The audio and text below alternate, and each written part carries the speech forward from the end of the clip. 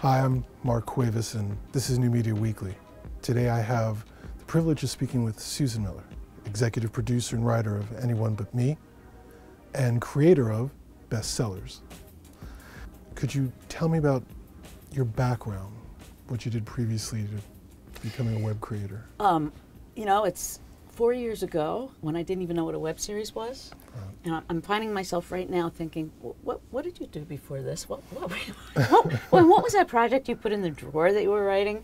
And are you ready to take it out again? I'm a playwright. I've had my plays done at the Public Theater and Second Stage and Naked Angels, and did a lot of writing of television and film for the Hollywood. I was a consulting producer on The L Word for Showtime, and 30-something, and did some original screenplays for various studios, Disney, Fox, Universal. How did you arrive at the web series? Well, I got an email from Tina, actually, from Tina Cecil Ward. And, I'm just a person who answers emails and even phone calls, which nobody makes anymore. So call me. And we got together with a project that she was working on. She was looking for a consulting producer, and I said I'd be interested, but I wanted to write and rewrite. and basically that's how it started. I really had no idea how we were going to launch this. And kind of luckily, or the timing was that we were on strike then, the Writers Guild. And I ran into my friend Judith Light and her husband at a theater intermission. Told them what I was doing, and Robert said, "Have you heard of Strike TV?" I said, "No." East Coast, they don't let us in on anything here. Right. But at any rate, got the script to people at Strike TV. They said, "This is just what we're looking for," and they launched us. And it seems that a lot of good things, surprisingly, came out of that strike. Mm-hmm. What was it about the project that attracted you? I think, Tina and I are both thinking about young people and post 9/11 world, and I very much love to write about young people because I think, high school lives on in all of us in some way, and because it's such an intense and really dramatic, theatrical time of life if you look at it from a bit of a distance. Most of us are high school survivors.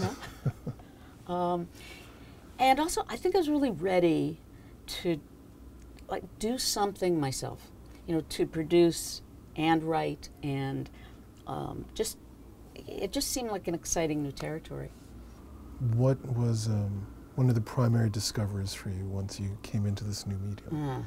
Boy, some of the discoveries are still happening, but I think the biggest was, I come up through these traditional ranks where, and you work through an agent, and you submit your play to a literary manager, and here was something where I could express myself, have a voice, and there was no committee to determine if that voice was, acceptable or not, and also no waiting.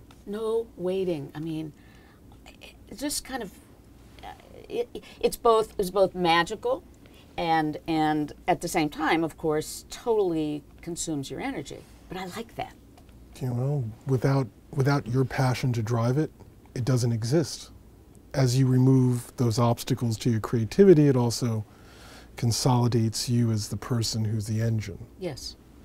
I think one discovery for myself was that, I could do that, and that people were very responsive, if I reached out, which you had to do to get if you want it done, you have to do it yourself. But yeah. How did working in this medium change the way you approach your work? Well, we'll see, actually. We'll see, because I've only worked in this one. Once I started and committed to it, that's really been my life for the last almost 4 years, 3 seasons of Anyone But Me. I think how it's going to change my work is a discovery I'm yet to make. Okay. One thing is for sure, though, I am not going to kind of sit back and put something out there and wait for a response. I want to be involved in all the aspects of it. Well, so you would say that you've become much more proactive in all the elements of creating. Absolutely.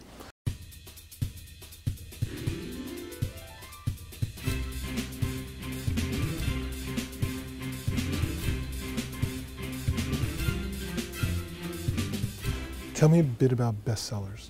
After we had, I think we were in our second season of Anyone But Me, and Wilson Cleveland approached me, and there was a company that they did promotion for in his company that was looking for somebody to write about working women.